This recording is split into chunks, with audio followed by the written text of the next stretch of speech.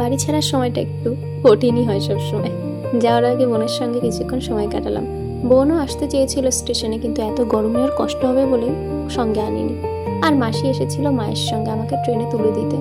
আবার কতদিনের জন্য ব্যাঙ্গালোর যাচ্ছি কিংবা হঠাৎ করে আবার কবে বাড়ি ফেরা হবে কিছুই জানি না। একটা অজানা মন খারাপ নিয়ে অবশেষে আমি ট্রেনের উদ্দেশ্যে রওনা দিলাম। স্টেশনে আমার জন্য খাবার বানিয়ে পাঠিয়েছিল আমার আরেক মাসি।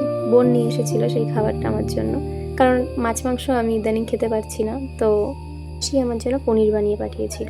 অবশেষে ট্রেনে উঠে বসলাম। ট্রেনে ওঠার কিছুক্ষণ পর থেকে শরীরটা কেমন যেন খারাপ হতে শুরু করলো।